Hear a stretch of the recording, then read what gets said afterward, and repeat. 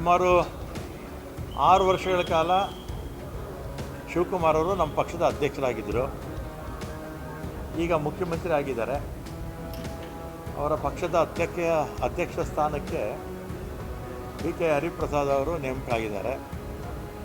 ಹರಿಪ್ರಸಾದ್ ಅವರು ನಾವು ಎಲ್ಲ ಕಾಲೇಜು ದಿನಗಳಿಂದಲೂ ಕೂಡ ಪಕ್ಷದಲ್ಲಿ ಕೆಲಸ ಮಾಡ್ತಾಯಿದ್ದೀವಿ.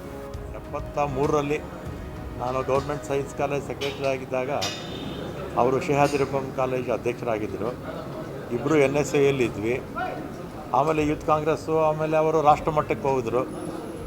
ಅಲ್ಲಿ ರಾಜ್ಯಸಭಾ ಸ್ಥಾನದ ಜೊತೆಗೆ ದೇಶದ ಯಾವ್ಯಾವ ಭಾಗದಲ್ಲಿ AICC ಕೆಲಸ ಕೊಡುತ್ತೋ ಅವರು ಪ್ರಧಾನ ಕಾರ್ಯದರ್ಶಿಯಾಗಿ ದೇಶದ ಬಹುತೇಕ ರಾಜ್ಯಗಳಲ್ಲಿ ಕೆಲಸ ಮಾಡಿದರು.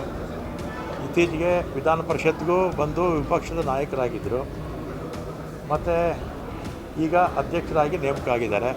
ಅವರು ನೇರ ನಡೆ ಮತ್ತು ನಿಷ್ಠುರವಾದಿ, ಪಕ್ಷದ ಸಂಘಟನೆಗೆ ಹೆಚ್ಚು ಒತ್ತು ಮೊದಲಿಂದಲೂ ಕೊಟ್ಕೊಂಡ್ಬರ್ತಾ ಇದ್ದಾರೆ, ಈಗಲೂ ಕೊಡ್ತಾರೆ, ಮುಂದಕ್ಕೂ ಕೊಡ್ತಾರೆ. ಅವರ ನಾಯಕತ್ವದಲ್ಲಿ ಪಕ್ಷ ಬಲವಾಗಿ ಬೆಳಿಬೇಕು, ಬೆಳೆಸ್ತಾರೆ ಅನ್ನೋ ವಿಶ್ವಾಸ ನನಗಂತೂ ಇದೆ. ಈಗ ಒಂದು ಒಪ್ಪಂದದ ಬಗ್ಗೆ ಚರ್ಚೆ ಆಗ್ತಾ ಇದೆ. CM DCM ಒಪ್ಪಂದ ಹೇಗಾಯಿತು, ಆ ಥರದ್ದು PTM ಲೇಔಟ್ ಒಂದು ಒಪ್ಪಂದ ಆಗಿತ್ತು. ನಿಮಗೆ ಬೆಂಗಳೂರು ಅಭಿವೃದ್ಧಿ ಖಾತೆ ಕೊಡ್ತೀವಿ ಅಂತ ಹೇಳಿ DK ಶಿವಕುಮಾರ್ ಒಪ್ಕೊಂಡಿದ್ದು ಆಚಾರ ಚರ್ಚೆ ಆಗ್ತದೆ. ಅದ್ರ ಬಗ್ಗೆ ಮಾತಾಡಲ್ಲಪ್ಪ. If you like this video ಬೇಗ ಲೈಕ್ ಮಾಡಿ, ಕಾಮೆಂಟ್ ಮಾಡಿ, ಶೇರ್ ಮಾಡಿ ಹಾಗೂ ಯೋಯೋ ಟಿವಿ ಕನ್ನಡವನ್ನು ಸಬ್ಸ್ಕ್ರೈಬ್ ಮಾಡಿ.